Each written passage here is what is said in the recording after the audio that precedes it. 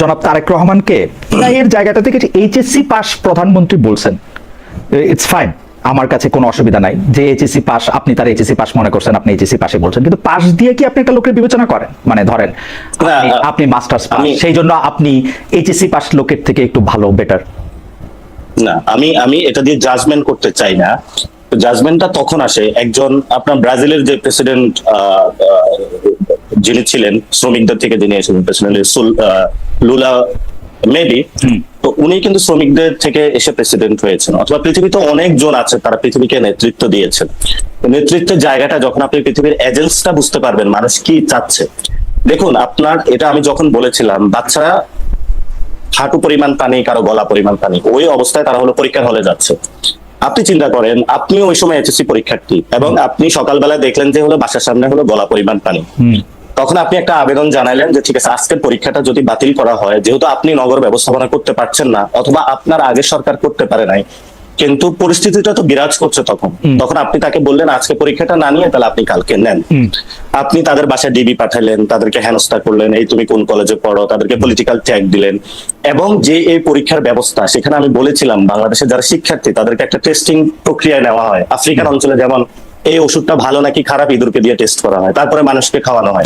তো বাংলাদেশের শিক্ষা ব্যবস্থা কতটুকু খারাপ না ভালো, এটা যখন আপনার একজন প্রাইম মিনিস্টার অথবা হোয়াটএভার, এটা হলো শিক্ষা সচিব অথবা শিক্ষা মন্ত্রী যেই হোক না কেন, তার মধ্যে যদি এই বোধ সম্পূর্ণ জায়গাটা না থাকে, তখন আসলে ওনার শিক্ষা ব্যবস্থায় আর কতটুকু, এটা ধরেন ক্লাস 5 পাস হইলেও ওনার মধ্যে বুঝে আসতো না। আবার খুব পিএইচডি হলো তার মধ্যে এই সম্পূর্ণ বোর্ডটা আসতে পারে। তাহলে আপনার এইখানে কথাই আসলো যে 5 পাস হলেও উনি বুঝতেন না, পিএইচডি হলেও উনি বুঝতেন না, তাহলে আপনি তাকে এইচএসসি পাস কেন বললেন? হ্যাঁ, ওইখানেই একটা শিক্ষার্থীদের বলা হয়েছে যে বাচ্চারা তোমরা ঘরে যাও। এখন যেই বাচ্চা পোলাপাইন গুলা কয়েকদিন আগে বের হয়ে আসছে যে বাংলাদেশের ফেসিলিটি সিস্টেম, তাহলে তাদের বুঝটা আছে মাথায় ক্লিয়ার নাকি ক্লিয়ার নাই আপনি বলেন? না না, আমি আপনার কথা বুঝতে পারতেছি না। মানে আপনি বলতেছেন যে এর সাথে তো সার্টিফিকেটের কোনো সম্পর্ক নাই। নাসিরউদ্দিন পাটোয়ারি পিএইচডি পাইছে, সার্টিফিকেটের সম্পর্কটা কি? সার্টিফিকেটের সম্পর্কটা কেন আসতেছে সেটাই ব্যাখ্যা করতেছি আমি। আপনি বাচ্চাদেরকে কেন হলো গালি দিলেন বাচ্চা বলে? মানে যেই পোলাপাইন গুলা ক্লাস 10 ছিল অথবা ইন্টারে ছিল, সেই পোলাপাইন গুলা অভ্যুত্থানের সময় হলো বুঝেই তো ফেসিবাদের বিরুদ্ধে। কে গালি দিয়েছে মুরগি বলে? শিক্ষামন্ত্রী দিয়েছে। ওকে, আপনি কথাটা একটু মনে রাখেন যে শিক্ষামন্ত্রী দিয়েছে। ওকে, জি অবশ্যই। ওকে, শিক্ষামন্ত্রী দিয়েছে, তো শিক্ষামন্ত্রী তো যার ক্যাবিনেটে আছে তাকে আপনি এইচএসসি পাস বলে কি এই গালিটা জবাব দেওয়া হইলো? না, এই গালি তো মানে শিক্ষার্থীদেরকে যখন কথাটা বলা, আমি কিন্তু ওনাকে গালি দিতে যাই নাই। যে হলো এইচএসসি পাস, ওনার যদি বোধ সম্পন্ন থাকতো তাহলে উনি ওই বিষয়টা হলো রিয়ালাইজ। না না, এটা শুধু পাশের কি সম্পর্ক? এটা শুধু পাশের কি সম্পর্ক? এটার পাশের সম্পর্কটা এটাই আসে যদি because you are very proud যে আপনি ঢাকা ইউনিভার্সিটি থেকে পাস করে মাস্টার্স করে আসছেন, আর যারা এইচএসসি পাস মেট্রিক পাস। আপনি দেখেন একইভাবে বেগম জিয়াকে বলা হইতো সে সময় নন মেট্রিক, 8 ফেল, 8 পাস, একই সংস্কৃতি না এটা? না, এটা একই সংস্কৃতি না। ওই সময় দেখা হয়েছে আপনি তো 8 পাস, আপনি কি করেন? না, আপনি যখন আমাদের বাচ্চাদেরকে গালি দিবেন অথবা শিক্ষার্থীদের গালি দিবেন, এইচএসসি পাস আপনি কি বুঝবেন? না না, আমি তাকে এটা বলি না যে আপনি এইচএসসি পাস হলে আপনি, আমি গালি দিতে চাই না তাকে, আমি তাকে রিলেট করার চেষ্টা করেছি। না না, আপনি বলছেন তার বুঝ নাই কারণ সে এইচএসসি পাস। হ্যাঁ, বুঝ নাই, এটাকে আপনি মনে করেন প্রধানমন্ত্রী বুঝ আছে? নাই তো। যদি বুঝ থাকতো, বাংলাদেশে মাস্টার্স পাস প্রধানমন্ত্রী আমরা দেখছি, পিএইচডি পাওয়া, নোবেল পাওয়া সরকার প্রধান আমরা দেখছি। বুঝ নিয়ে সবার বুঝ নিয়ে প্রশ্ন করা যায়, সাথে সাথে পাশের কোনো সম্পর্ক নাই। পাস করার নিয়ে পিএইচডি পাস করা রাষ্ট্র ডক্টর মোহাম্মদ ইউনূসকে দেখছি।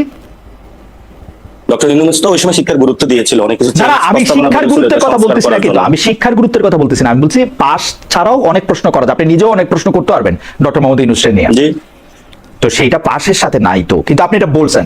হাউএভার আপনি আরেকটা কথা বলছেন যেটা আমার খুব মানে একটু কানে লাগছে। আপনি বলছেন যে প্রধানমন্ত্রীর ওয়াইফের কি কোনো কনস্টিটিউশনাল পজিশন আছে, বা তার কোনো মেয়ের ওর মানে গভর্নমেন্টের প্রোগ্রামে, গভর্নমেন্টের টাকা দিয়ে রাষ্ট্রের প্রোগ্রামে উনাকে বা উনার মেয়েকেও নিয়ে আসা হচ্ছে।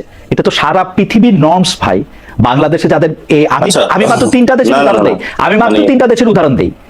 কানাডার প্রধানমন্ত্রীর ওয়াইফের কোনো কনস্টিটিউশনাল পজিশন নাই, ব্রিটেনের প্রধানমন্ত্রীর বউয়ের কোনো রকম কনস্টিটিউশনাল পজিশন নাই অথবা জামাইয়ের, এবং জাপানের প্রধানমন্ত্রীর বউয়ের বা জামাইয়ের কোনো কনস্টিটিউশনাল পজিশন নাই, কিন্তু তারা অনেক সময় ভলান্টারিলি রাষ্ট্রীয় কার্যে অংশগ্রহণ করেন। জুবাইদা রহমান বা জাইমা রহমানকে এই কথা বলার কি যুক্তি আসলে? আমি এই কথাটা বলেছিলাম যে সাধারণত উন্নত দেশের হলো একটা হলো কনস্টিটিউশনাল জায়গা থেকে ফার্স্ট লেডি, শুধু প্রেসিডেন্সিয়াল শাসনের ক্ষেত্রে। আর কোথাও ফার্স্ট লেডি থাকে না। প্রেসিডেন্সিয়াল শুধু প্রেসিডেন্ট। কিন্তু অথবা রাষ্ট্রীয় কোন জায়গায় অনেকে কনস্টিটিউশনাল পদে তাদেরকে নিয়ে আসে। অথবা আমি বলেছিলাম আমি কানাডা, ব্রিটেন এবং জাপানের উদাহরণ দিলাম, তাদের কেউ কনস্টিটিউশনাল পোস্টে নাই, ইউরোপের কোথাও নাই। আমি জার্মানিতে ছিলাম, চ্যান্সেলর বইয়েরও নাই। সেখানে ম্যাকটার্নের ওয়াইফ কোন রাষ্ট্রীয় ইনস্টিটিউশনে গিয়েছে আমাকে একটু দেখাবেন। রাষ্ট্রীয় ইনস্টিটিউশন অনেক কিছু তিনি বলে ভলান্টারিলি। আপনি টনি ব্লেয়ার বলে ব্রিটেনের একজন প্রধানমন্ত্রী ছিলেন, তার স্ত্রীকে আপনি চেনেন? তার স্ত্রীর নামটা মনে আছে? হ্যাঁ চিনি, পরবর্তীতে সবকিছু হয়েছে।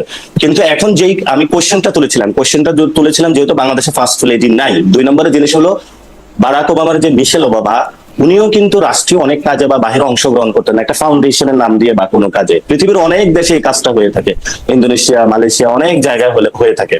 না, আমি বলেছিলাম যখন আপনি রাষ্ট্রীয় একটা মন্ত্রণালয়ের জনগণের ট্যাক্সের টাকা খরচ করছেন এবং ওই মন্ত্রণালয়ের মাধ্যমে আপনি প্রমোশন কাজ চালাচ্ছেন, আপনি ভলান্টারি কাজে অংশগ্রহণ করেন। সো আপনি একজন ডাক্তার, আমাদের হেলথ সেক্টর ধ্বংস হয়ে গেছে, আপনি সেখানে গিয়ে কাজ করেন, নো প্রবলেম। আমি যখন গিয়ে দেখি ঢাকা মেডিকেলে ওয়াশরুমে হলো গন্ধ আসতেছে, তো আপনি সেই ওয়াশরুমে যান, আপনি তো সেখানে যাচ্ছেন না। আপনি যখন একজনের ইন্টেনশনটা বুঝবেন, আপনি দেখেছেন জাইমা রহমানের যখন কথাটা এসেছে, অনেকে বলেছে গালি দিয়েছি, আপনি আজকে এখানে টকশোতে একটু প্রমাণ করে যাবেন আমি এই গালি দিয়েছিলাম বা কি করেছিলাম।